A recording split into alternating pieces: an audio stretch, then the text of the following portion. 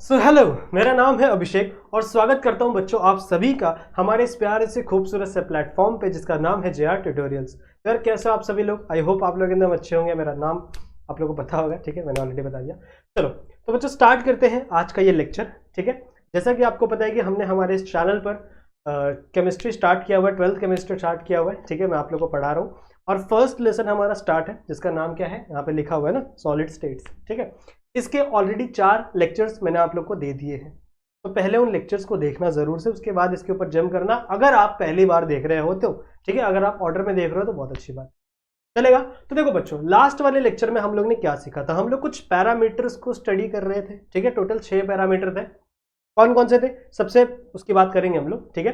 तो उन सारे पैरामीटर्स को हम लोग अपने अलग अलग टाइप ऑफ यूनिट सेल्स के अंदर पढ़ रहे थे, ठीक है। कौन कौन से टाइप ऑफ यूनिट सेल्स हम लोग को पता है, हमें पता है सिंपल, आपका जो सिंपल सेल होता है, ठीक है, simple cubic unit cell, that is SC, जिसको शॉर्ट फॉर्म में हम लोग बोलते हैं। फिर आपका होता है body centred cubic unit cell, जिसे हम लोग BCC कहते हैं। और लास्ट होता है आपका face centred cubic unit cell, ठीक है। एक और होता है बेस सेंटर्ड, बट वो हम लोग पढ़ते नहीं है। तो इन तीनों को हम लोग पढ़ रहे थे। इन तीनों के अंदर ये बाकी के सारे पैरामीटर्स हम लोग देख रहे थे कि किसका क्या वॉल्यूम है, किसका जो रेडियस है वो किस तरीके से आपके साइड्स के साथ रिलेशनशिप कैसे बनाता है, वो सही है। फिर हम लोग देख रहे थे किसकी पैकिंग एफिशिएंसी कितनी है, वो सारी बातें हम लोग लास्ट वाले लेक्चर में कर रहे थे, सही है। लास्ट वाले लेक्चर में जो सबसे पहला था, यानी सिंपल क्यूबिक यूनिट सेल वाला, मैंने कंप्लीट करवा दिया था। तो जिसने नहीं देखा है वो लास्ट वाला लेक्चर जरूर से देखेंगे। आज इस लेक्चर में हम लोग BCC और FCC की बात करेंगे, सही है। तो लेक्चर स्टार्ट करते हैं बच्चों। This is lecture number 5। यहाँ पे हम लोग पैरामीटर्स की बात करेंगे, BCC और FCC, सही बात है। लेक्चर स्टार्ट करने से पहले आपको एक चीज बता दूं कि अगर आप लोग ने हमारा ये एप्लीकेशन नहीं डाउनलोड किया है तो जरूर से अपने फोन में इसे इंस्टॉल करके रख लेना। और यदि आप मुझसे कनेक्ट होना चाहते हैं तो आप आ सकते हैं मेरे इंस्टाग्राम पे। आपको कोई डाउट है तो आप मुझसे पूछ सकते हैं यहाँ पे, आपको कोई फीडबैक देना है तो भी आप यहाँ पर मुझसे कनेक्ट हो सकते हैं, ठीक है। तो चलो बच्चों स्टार्ट करते हैं आज का ये लेक्चर। चलो चलो क्या है टाइप्स ऑफ यूनिट सेल, हम लोग ने ऑलरेडी बात की हुई थी लास्ट वाले लेक्चर में। मैंने बताया था आपको 4 प्रकार के हैं। एक आपका primitive simple unit cell, simple cubic unit cell, ठीक है, हम लोग सिर्फ क्यूबिक सेल की ही बात कर रहे हैं। फिर एक है आपका BCC यानी body centred cubic unit cell. फिर एक है आपका FCC यानी face centred cubic unit cell. और लास्ट है आपका base centred cubic unit cell. इसको हम लोग नहीं पढ़ते, मैंने आपको बताया था। तो हम लोग इन तीनों को ही सिर्फ पढ़ते हैं, सही है। इन तीनों में ये जो सबसे पहला वाला था उसके सारे पैरामीटर्स हम लोग ने लेक्चर नंबर 4 में कवर किए थे, सही है। तो आज लेक्चर नंबर 5 में हम लोग कोशिश करेंगे बच्चों इन दोनों को कवर करने की, चलेगा। चलो आ जाओ, कौन से पैरामीटर्स थे, दीज आर द पैरामीटर्स। सबसे पहले हम लोग को पता करना है number of atom unit cell में, अलग अलग यूनिट सेल में कितने नंबर ऑफ एटम प्रेजेंट है। फिर हम लोग को पता करना है बच्चों रेडियस ऑफ स्फीयर, स्फीयर का रेडियस क्या है। फिर हम लोग को पता करना है वॉल्यूम ऑफ स्फीयर, ठीक है, उसका वॉल्यूम। फिर टोटल वॉल्यूम ऑफ स्फीयर, मतलब टोटल वॉल्यूम ऑफ पार्टिकल, जितने पार्टिकल उनका सब पूरा वॉल्यूम, सही है। फिर उनका हमें कोऑर्डिनेशन नंबर पता करना है। कोऑर्डिनेशन नंबर मतलब मैंने आपको बताया था कि एक पार्टिकल या फिर एक एटम कितने और दूसरे एटम के साथ कांटेक्ट में है, कितने और एटम्स को टच कर रहा है, ठीक है, उसे हम लोग क्या बोलते हैं, कोऑर्डिनेशन नंबर कहते हैं। और लास्ट आप बच्चों आपका पैकिंग एफिशिएंसी, पैकिंग एफिशिएंसी हमको पता करना है। पैकिंग एफिशिएंसी का मतलब क्या होता है, ठीक है, जैसे एक क्यूब के अंदर कितना उसका वॉल्यूम पहले से ऑक्यूपाइड है वो हमको पता करना है, ठीक है, कितना वॉल्यूम उसका भरा हुआ है और कितना वॉल्यूम खाली है वो हमको पता करना है पैकिंग एफिशिएंसी के अंदर। तो ये 6 पैरामीटर है। इन 6 के 6 पैरामीटर्स में हम लोग हर टाइप के यूनिट सेल की बात करेंगे, सही है। जो हमारा सबसे पहला वाला था वो हम लोग ने ऑलरेडी डन कर लिया है बच्चों। अब हमें 2 पढ़ना है, BCC और FCC। तो पहले मैं FCC पढ़ाना चाहता हूं आप लोग को, BCC थोड़ा देखेंगे बाद में देखेंगे, पर पहले मैं आपको FCC पढ़ाना चाहता हूं, सही है। सबसे पहला हम लोग का पैरामीटर क्या है, नंबर ऑफ एटम। बताऊंगा इसका रीजन क्यों इसको पहले पढ़ा रहा हूं मैं। Number of atom in unit cell, ठीक है, इस यूनिट सेल में कितने नंबर ऑफ एटम है। तो आपको पता ही होगा फेस सेंटर्ड, ठीक है। कैसा होता है इसका स्ट्रक्चर, कुछ इस तरीके का। की बातें ऑलरेडी हम लोगों ने की हुई है पहले वैसे, ठीक है। तो यहां पे H पे एटम्स होंगे, सही है, H पे एटम्स होंगे आपके, और फेसेस पे एटम होते हैं। और टोटल कितने फेस होते हैं, 6 फेसेस होते हैं आपके किसी भी क्यूब के अंदर। तो देखो, एक ये सामने वाली फेस, एक ये ऊपर वाली फेस, एक ये साइड वाली फेस, एक ये नीचे वाली फेस, एक ये वाली फेस, और एक आपकी पीछे वाली फेस, पीछे वाला दिख रहा है उसके सेंटर में। तो टोटल कितने फेजेस है बच्चों? 6 फेजेस है। आपको ऐसे 2D डायग्राम में अगर नहीं समझ में आ रहा है तो अगर आपके घर पे क्यूब होगा, क्यूब खेलते हैं ना हम लोग, वो तो अगर वो क्यूब होगा तो उसे उठा के देखना, आपको देखना उसके अंदर आपको 6 अलग अलग फेजेस मिलेंगे, इसलिए उसके अंदर 6 अलग अलग कलर भी होते हैं। सही है, तो उसी तरीके से बच्चों इसमें 6 फेस है। अब हर फेस के सेंटर में एक एटम लगा हुआ है, इसीलिए इसके हम लोग फेस सेंटर्ड कहते हैं। फेस सेंटर्ड कहते हैं क्यों बच्चों? क्योंकि इसके हर फेज के सेंटर में एक एटम लगा हुआ है। अब ये जो एटम है ना बच्चों, ये बाजू वाला, जैसे मान लो एक आपका फेज है, ठीक है, जैसे मान लो ये फोन है मेरा, ठीक है, ये मेरा फोन है। अब इस फोन के इस ये वाला जो फेज है, मेरा स्क्रीन वाला जो फेज है, यहाँ पे एक एटम लगा हुआ है, और इसके बाजू में दूसरा भी एक फेज होगा, दूसरा भी एक ये अपना यूनिट सेल होगा जैसे ये वाला, और दोनों ऐसे चिपके हुए हैं ना। तो अब जो इसके फेज में एटम लगा हुआ है वो इसके साथ भी और इसके साथ भी, दोनों के साथ कांटेक्ट में आ रहा है, समझ रहे हो? तो मतलब आधा एटम इस वाले यूनिट सेल के पास है और आधा एटम इस वाले यूनिट सेल के पास है। तो मतलब जो फेज के अंदर एटम प्रेजेंट होते हैं, ठीक है, फेज पे जो एटम प्रेजेंट होते हैं वो आधे आधे डिवाइड हो जाते हैं यूनिट सेल्स में, आधे आधे डिवाइड हो जाते हैं यूनिट सेल्स में, ठीक है। तो कैसे हम लोग निकालेंगे? सबसे पहले एजेस का, तो 8 एजेस है और इसे 1/8 में हम डिवाइड करेंगे, ये मैंने बहुत बार सिखाया है पहले। और लास्ट वाला क्या अपना 6 फेसेस है, और 6 के 6 फेसेस आधे हैं आपके यूनिट सेल के पास, तो इसे हम लोग किससे मल्टीप्लाई करेंगे? हाफ से मल्टीप्लाई करेंगे, यानी 1/2 से। तो कितना वैल्यू आएगा? ये आपका 1 आ जाएगा और यहाँ से 3 आ जाएगा, तो मतलब यहाँ से 3, और टोटल वैल्यू कितनी आ जाएगी आपकी? 4। तो number of atom in the unit cell, कौन सा unit cell? Face centred cubic unit cell, उसके अंदर कितने नंबर ऑफ एटम है बच्चों? टोटल 4 नंबर ऑफ एटम है, ठीक है। नेक्स्ट अब चलते हैं, पहला हो गया। नाउ दूसरा, रिलेशनशिप, फिर रिलेशन बिटवीन आर एंड ए, ठीक है, आर और ए का रिलेशनशिप हमको देखना है, रिलेशन देखना है। अब देखो, जब मैंने तुम लोगों को सिंपल वाला पढ़ाया था तो उसके अंदर क्या रिलेशन था? उसके अंदर मैंने तुमको बोला था बच्चों कि ये 2 सेल हैं, 2 ऐसे एटम हैं, ठीक है, और ये दोनों एक दूसरे से एकदम कॉम्पैक्टली अरेंज है, कॉम्पैक्टली एक दूसरे से अटैच है, सही है। तो मतलब यहां से लेके यहां तक का जो वैल्यू है ये क्या था? एक आर, और इसी को मैं ए कह रहा था। तो उस टाइम पे कंडीशन क्या बनती थी? ए इज इक्वल टू 2r, ये कंडीशन बनती थी। पर ये कंडीशन यहां पे नहीं बनेगी, ऐसा क्यों? ऐसा इसलिए बच्चों क्योंकि जैसे मान लो ये आपके 4 एटम हैं, यहां पे बना रहा हूं वापस, चलो यही बना देता हूं। मान लो ये आपके 4 एटम हैं जो ऐसे जुड़े हुए थे ना। अब इस एटम के बीच में मेरे को एक और एटम डालना है, बिकॉज ये आपका फेज है ना, यहाँ पे एक एटम है, यहाँ पे एक एटम है, यहाँ पे एक एटम है, यहाँ पे एक एटम है, और फेज में भी एक एटम है क्योंकि it is a phase centred. तो अगर मैं इसके बीच में, ये जो बीच वाला खाली स्पेस दिख रहा है, अगर इसके बीच में एक और एटम को घुसाऊंगा मैं, तो ये एटम दूर दूर हो जाएंगे। मानते हो कि नहीं? मानते हो ना? अगर मैं बच्चों इस एक एटम को यहाँ भी, मतलब मान लो यहाँ पे मैंने एक दूसरे एटम को बीच में घुसा है, तो इसको, ये वाला जो है, इसको भी साइड हटना पड़ेगा, इसको भी थोड़ा सा साइड हटना पड़ेगा, इसको भी थोड़ा सा साइड हटना पड़ेगा, और इसको भी थोड़ा साइड हटना पड़ेगा, तभी जाकर इसके अंदर एक और एटम फिट हो पाएगा, ठीक है, तभी जाकर इसके अंदर एक और एटम फिट हो पाएगा उसी साइज का, क्योंकि साइज चेंज नहीं कर सकते हम लोग, साइज सेम रखना है। तो इस कंडीशन में मैं ये स्टेटमेंट नहीं कह सकता, एफसीसी के अंदर ये स्टेटमेंट रॉन्ग हो जाएगी, सही है ना? एफसीसी के अंदर ये स्टेटमेंट रॉन्ग हो जाएगी, क्योंकि अगर ये मेरा ए है, दिस इज अवर ए, ये मेरा ए है, तो यहाँ पे देखो यही आर है, यही आर है, यहाँ पे बीच का एक्स्ट्रा डिफरेंस है ना। तो इस कंडीशन में एफसीसी के अंदर मैं नहीं कह सकता कि a is equal to 2r, a is equal to 2r नहीं कह सकते। तो अब हम कैसे सॉल्व करेंगे? अब हम क्या करें बच्चों, कैसे इसे सॉल्व करें, कैसे हम a और r का रिलेशनशिप निकालें? तो अब हम लोग यहाँ पे लगाएंगे बच्चों पाइथागोरस थ्योरम। पाइथागोरस थ्योरम पढ़े हो? जैसे मान लो एक हम लोग पाइथागोरस थ्योरम लगाते हैं a, d और c पे, पढ़े हुए ना हम लोग, किस में पढ़ते थे? ज्योमेट्री में, ठीक है। तो in triangle A D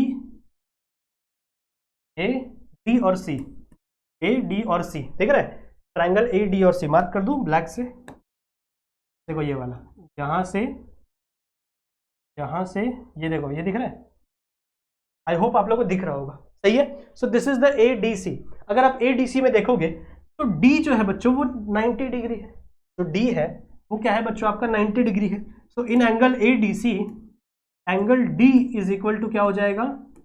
90 degree, सही है। तो क्या मैं यहाँ पे पाइथागोरस थ्योरम लगा सकता हूँ? बिल्कुल लगा सकता हूँ। What is Pythagoras theorem? पढ़ा होगा ना आप लोग ने, side 1 square plus side 2 square is equal to hypotenuse का स्क्वायर। तो देखो साइड 1 स्क्वायर क्या है? साइड वन स्क्वायर क्या है, AD square plus DC square is equal to AC square. मानते हो कि नहीं, मानते हो कि नहीं, ये मानते हो ना, ठीक है, पाइथागोरस थ्योरम पढ़ा होगा। तो AD square plus DC square is equal to AC square, this is the Pythagoras theorem, और ये आपका हाइपोटेन्यूस साइड हो गया। अब यहां पर AD आपका A है, let me write with black pen, ये जो आपका AD है बच्चों, ये क्या है, आपका A है, and this is also A। ये दोनों A क्यों है, बिकॉज इट इज क्यूब, और क्यूब में चारों साइडें सेम होती हैं, तो ये आपका A है, ये भी आपका A है। तो कैन आई राइट, क्या मैं ऐसे लिख सकता हूं कि यहाँ पे आपका छोटा A स्क्वायर प्लस यहाँ पे आपका छोटा A square is equal to AC square, सही है। तो यहाँ पे क्या बनेगा इक्वेशन, AC का वैल्यू क्या आएगा, AC is equal to AC square is equal to 2A square, सही है। यहाँ पे क्या आएगा 2A स्क्वायर, क्योंकि A square plus A square 2A square, और AC का वैल्यू क्या आ जाएगा, AC का वैल्यू क्या आ जाएगा, अंडर रूट 2A, ठीक है।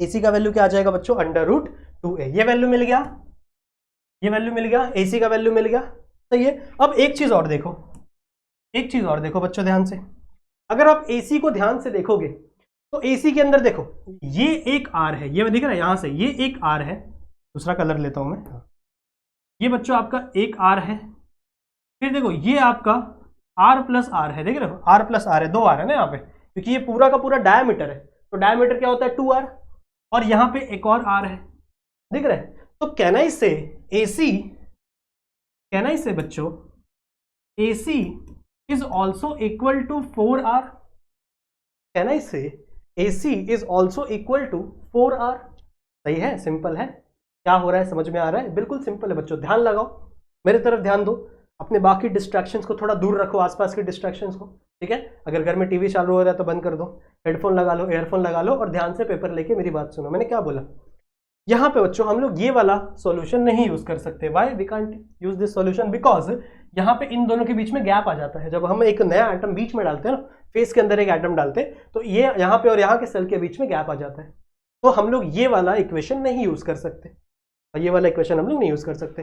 फिर अगर आप तो ध्यान से देखोगे तो यहां से बच्चों मैंने एक डायगोनल बना दिया है, ठीक है, यहां से मैंने डायगोनल बना दिया है, और ये मेरा बन गया है राइट एंगल, बिकॉज क्यूब में सब 90 डिग्री होता है, ठीक है, क्यूब में ये चारों के चारों एंगल 90 डिग्री होता है, तो ये जो एक ट्रायंगल बना ना, ये आपका क्या है, राइट एंगल ट्रायंगल है, angle ADC, it is a right angle triangle, सही है। और इसमें जो D वाला एंगल है ये क्या है, आपका 90 डिग्री है, सही है। तो राइट एंगल ट्रायंगल में hypotenuse square is equal to side one square plus side two square, Pythagoras theorem 7वीं 8वीं में पढ़ते हैं हम लोग, ठीक है। सो पाइथागोरस थ्योरम क्या कहता है, side one square plus side two square is equal to hypotenuse square, so this is side one, this is side two, and this is hypotenuse, तो वही मैंने लिख दिया यहाँ पे, सही है। अब आप लोग को पता है क्यूब के अंदर चारों के चारों साइड सेम होती है, तो यहाँ पे अगर ये साइड A है तो ये साइड भी क्या हो जाएगी A, मतलब ये A square plus A square, ये AC square, A square plus A square 2A square AC square, और जब ये स्क्वायर स्क्वायर हटेगा यहाँ से, ठीक है, जब ये वाला जो स्क्वायर है, जो ये जब हटेगा तो यहाँ पे क्या लग जाएगा, रूट लग जाएगा, सही है। तो वैल्यू क्या आ जाएगा, रूट 8 आ जाएगा वैल्यू, समझ में आ रही बात, ठीक है। वैल्यू क्या आ जाएगा यहाँ पे 8 नहीं, sorry, under root 2A, AC का वैल्यू क्या हो गया, अंडर रूट 2A, बात समझ में आई। नाउ इधर देखो AC और क्या है, अगर आप ध्यान से देखो बच्चों स्ट्रक्चर में, तो यहां से जो डायगोनल जा रहा है, यहाँ पे ये वाला वैल्यू भी एक R है, ये जो वैल्यू है ये पूरा डायमीटर है, डायमीटर 2R के बराबर होता है, और ये वाला वैल्यू भी एक R है, तो मतलब ये AC बच्चों 4R के बराबर है, ये AC 4R के बराबर है। अब देखो AC कॉमन है, तो can I write root 2A is equal to 4R, क्या मैं ये लिख सकता हूं, क्या आप लोग मुझे ये लिखने की परमिशन देते हो, दोगे ना भैया, क्योंकि ये राइट है, root 2A is equal to 4R। I hope ये कैसे आया ये आपको समझ में आया होगा। अब मुझे ये R के लिए बनाना है, ठीक है, किसके लिए बनाना है, R के लिए, क्योंकि हम लोग रेडियस फाइंड कर रहे हैं ना, तो R क्या हो जाएगा, R इज इक्वल टू, ये मल्टीप्लाई में इधर आ जाएगा, तो रूट 2 डिवाइड बाय 4A, सही है। इसको हम लोग फर्दर सॉल्व कर सकते हैं, बिल्कुल कर सकते हैं, R कैन बी रूट 2, और ये जो 2 है ना, इस 2 को मैं ऐसे लिख सकता हूं क्या, 2 इंटू टू, सॉरी इस 4 को मैं ऐसे लिख सकता हूँ 2 इंटू टू, लिख सकता हूँ ना, बुरा तो नहीं मानोगे ना, लिख सकते हैं, बिल्कुल लिख सकते हैं, यहाँ पे ए भी है। अच्छा इस 2 को मैं ऐसे लिख सकता हूँ √2, ये ऊपर वाला तो सेम है, इस 2 को, ये वाले 2 को मैं ऐसे लिख सकता हूँ, ये 2 तो सेम है, और इस 2 को मैं √2 इंटू √2 लिख सकता हूँ, है ना, राइट, क्योंकि √2 और √2 मल्टीप्लाई करोगे तो 2 ही आएगा आपका। ये समझ में आ रहा है क्या हो रहा है? इस 4 को मैंने लिख दिया 2 इंटू टू, ठीक है, इस 4 को मैंने लिख दिया 2 into two, which is good, सही बात है। और मैंने क्या किया, इस 2 को वैसा ही रहने दिया, और इस 2 को मैंने क्या किया √2 इंटू √2 कर दिया। अब आप लोग ध्यान से देखो, तो मैं क्या कर सकता हूं बच्चों, एक √2 यहां से कैंसिल कर सकता हूं, एक √2 और एक √2 ऊपर से नीचे कैंसिल कर सकता हूं, तो मुझे क्या मिलेगा, आर की वैल्यू मिल जाएगी मुझे बच्चों a divide by 2 √2, this is the value of your r। ये मिल गई बच्चों आपको r की वैल्यू क्या आ गई, a डिवाइड बाय 2 √2, सही है, हाँ, बिल्कुल। अब एक लाइन खींचता हूं मैं यहां से। नेक्स्ट हमें क्या फाइंड करना रहता है, हम लोग ने नंबर निकाल लिया, हम लोग ने रेडियस निकाल लिया, next is volume, third point ना, थर्ड पॉइंट क्या होती है, volume of sphere. Volume of sphere का फॉर्मूला क्या है, सिखाया मैंने तुम लोग को और तुम लोग पढ़े भी हो, 4/3 पाई आर क्यूब, ये बचपन से पढ़ते आ रहे हो ना, 9th स्टैंडर्ड में या 8th स्टैंडर्ड में volume of sphere, area of sphere, ये सब पढ़ते आ रहे हो तुम लोग, ठीक है। तो ये इसका फॉर्मूला है। अब 4/3 पाई आर के लिए मेरे पास वैल्यू है, आर की है, देखो यहाँ पे बिल्कुल है, तो आर की वैल्यू यहाँ पे डाल दूं मैं, क्या हो जाएगा आर की वैल्यू, a डिवाइड बाय 2 √2, और यहाँ पे क्या आ जाएगा आपका क्यूब, ठीक है, यहाँ पे क्या आ जाएगा आपका क्यूब। समझ में आई बात, ये समझ में आया कैसे किया मैंने। अब यहाँ से क्या करेंगे हम लोग, देखो इस a को बाहर निकाल लेंगे, तो 4/3 पाए, इस a को बाहर निकाल लो, a क्यूब हो जाएगा, a क्यूब, और बचा क्या यहाँ पे 1 डिवाइड बाय 2 √2 क्यूब। अब इसको सॉल्व कैसे करते हैं पता है आप लोग को, इसको कैसे सॉल्व करते हैं पता है, मैथ्स पढ़ा है ना, नौशाद सर हमारे इतना अच्छा मैथ्स पढ़ाते हैं आप लोग को, ठीक है, तो आई होप आप लोग को ये पता होगा कैसे सॉल्व करते हैं, नहीं पता बताता हूँ मैं, सुनो। 4/3 पाई a क्यूब तो नॉर्मली रहेगा, सही है। अब होगा क्या, देखो यहाँ पे 2 का क्यूब क्या होता है 8, सही है, और √2 का क्यूब क्या होता है, इसको हम लोग ऐसे लिखते हैं, चलो मैं आप लोगों को सिंप्लीफाई करता हूँ, √2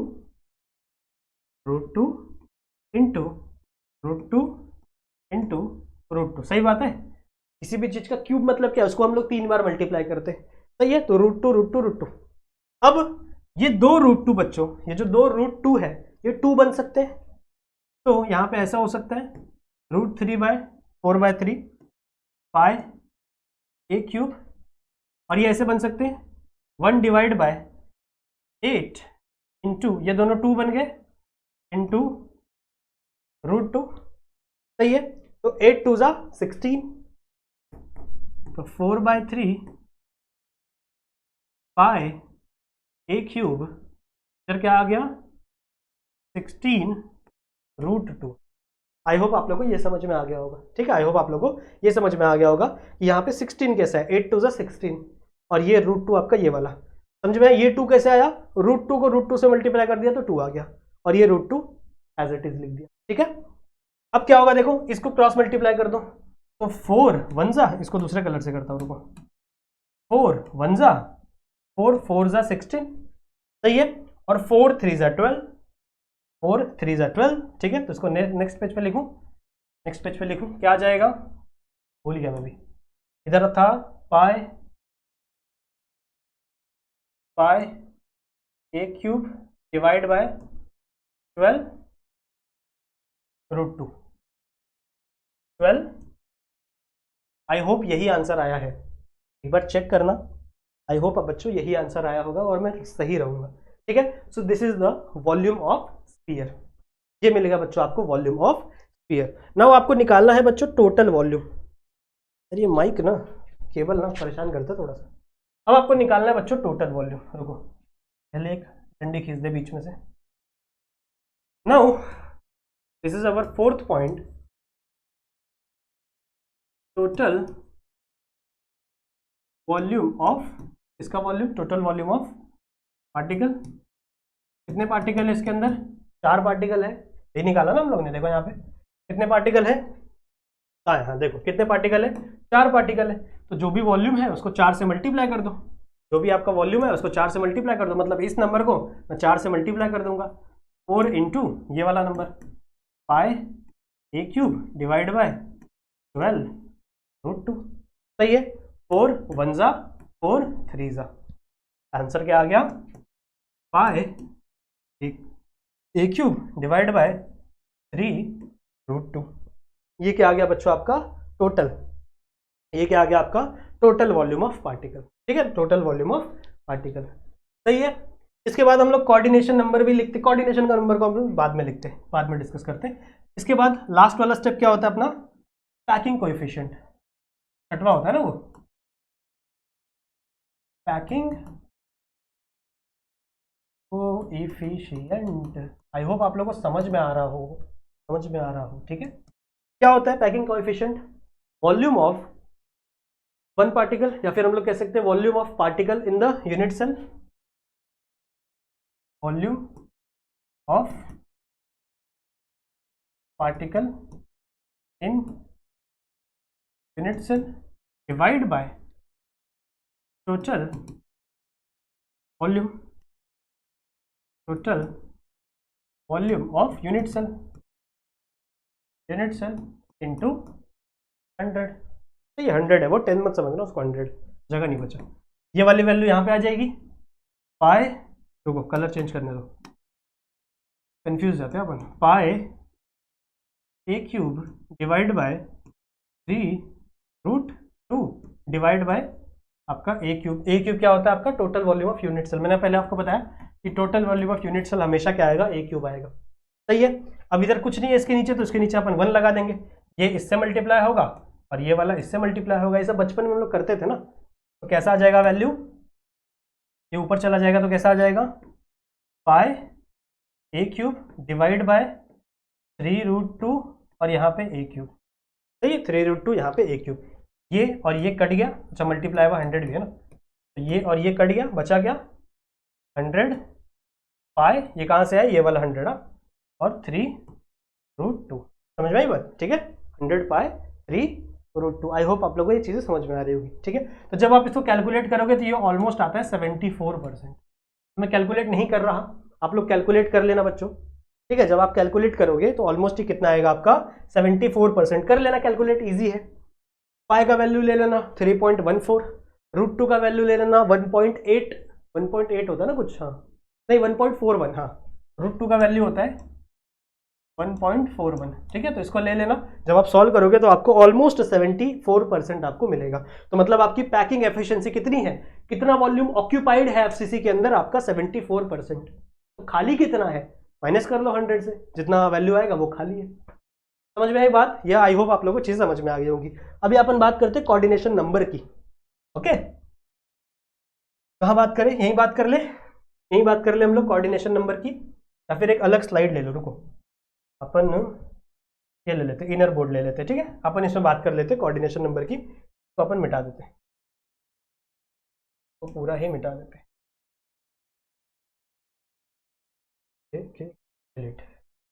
ठीक है, let's talk about coordination number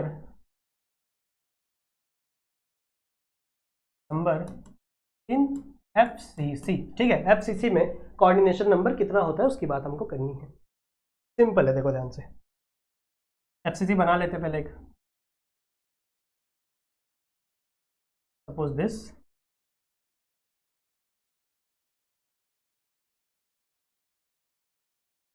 ठीक है, और यहाँ पे ये इसके एटम्स, ये एक एटम, ये एक एटम, ये एक एटम, ये एक एटम।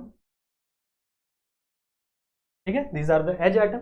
और फेस सेंटर्ड में भी जैसे ऊपर वाले फेस का यहाँ पे है, बाजू वाले फेस का यहाँ पे है, पीछे वाले फेस का यहाँ पे कहीं होगा, आगे वाले फेस का यहाँ पे कहीं होगा, ये साइड वाले फेस का, ये नीचे वाले फेस का। समझ रहे हो? तो ऐसे करके आपके टोटल 6 होते हैं नीचे वाले फेस का। सही है। अब ये जो है ये कितने एटम के साथ बॉन्ड बना रहे हैं वो जरा अपने को समझना है, इसका कोऑर्डिनेशन नंबर क्या होता है वो अपने को देखना है। ठीक है, समझ में आई बात। आई होप आप लोग को कुछ चीजें, जितनी चीजें मैंने अभी तक समझाई हैं वो समझ में आ रही होंगी। ठीक है, जितनी चीजें मैंने आप लोगों को समझाई हैं बच्चों वो आप लोगों को समझ में आ रही होंगी। अब हम लोग बात कर रहे हैं बच्चों एफसीसी की, इसमें कोऑर्डिनेशन नंबर की एफसीसी। अब देखो कितने कितने से ये ऑक्यूपाई कर रहा है, कितने लोगों को ये टच कर रहा है। सबसे पहली बात, अगर मैं बात करूं इस वाले एटम की, ठीक है, इस वाले एटम की बात करूं तो सबसे पहले ये वाला एटम कहाँ है, सेंटर में है। ठीक है, ये वाला सॉरी ये वाला एटम साइड में है। ठीक है, ये एटम इस एटम को भी टच करेगा, ये एटम इस एटम को भी टच करेगा, ये एटम इस एटम को भी टच करेगा, ये एटम इस एटम को भी टच करेगा। कैसा दिखता है एक्चुअल में एफसीसी कैसा दिखता है? देखो मान लो ये एक बड़ा सर्कल है, ये एक बड़ा सर्कल है, तो बीच में है आपका, समझ रहे हो? तो यहाँ पे एक है और यहाँ पे एक है, तो ये आपका एक हो गया। तो हम लोग इसकी बात कर रहे हैं, ये किसको किसको टच कर रहा है, ये बीच में प्रेजेंट है ना आपका। मैंने सिर्फ ऐसे डॉटेड से एटम दिखा दिए, पर एक्चुअल में एटम ऐसे प्रेजेंट होते हैं। ये जो बीच वाला है बच्चों, ये इसको भी टच कर रहा है, इसको भी टच कर रहा है, इसको भी टच कर रहा है, इसको भी टच कर रहा है, साथ ही साथ ये पीछे वाले चारों को भी टच कर रहा है, ये पीछे वाले चारों को भी टच कर रहा है ना, क्योंकि ये स्पीयर है, स्पीयर। ठीक है, तो ये स्पीयर आपके इसको भी टच करेगा, इसको भी टच करेगा, इसको भी टच करेगा, इसको भी टच करेगा, तो 8 हो गए। ठीक है, 4 ये वाले, 4 ये वाले, 4 ये वाले, 8 हो गए। साथ ही साथ इसके आगे भी एक सेल होगा, जैसे इमेजिन करो बच्चों कि इसके आगे भी, यहां पे भी, ओके, इमेजिन करो कि इसके आगे भी एक क्यूब रखा हुआ है।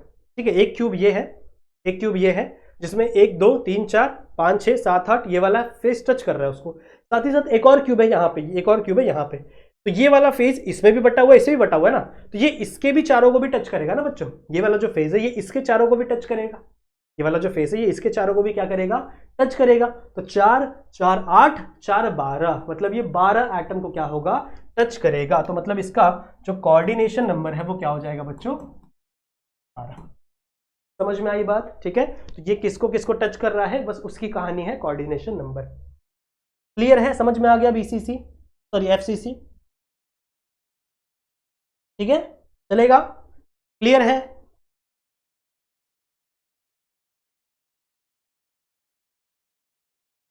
ठीक है बच्चों, देखो तो आई होप आप लोगों को एफसीसी समझ में आ गया होगा।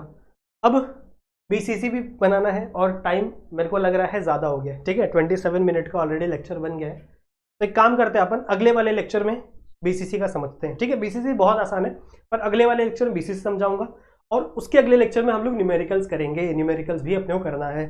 ठीक है, तो मैं ट्राई करूंगा कि ये जो दोनों लेक्चर है एफसीसी वाला और बीसीसी वाला आपको एक ही दिन मिल जाए, टेंशन मत लो। ठीक है, तो लेक्चर बड़ा हो गया इसीलिए मैं आपको 2 लेक्चर बना के दे रहा हूँ। ठीक है, सो आई होप बच्चों ये वीडियो आपको समझ में आई होगी, आई होप बच्चों ये आपको वीडियो इन्फॉर्मेटिव लगी होगी, बहुत सारी चीज़ें आप लोगों ने इसके अंदर सीखी होंगी, समझी होंगी।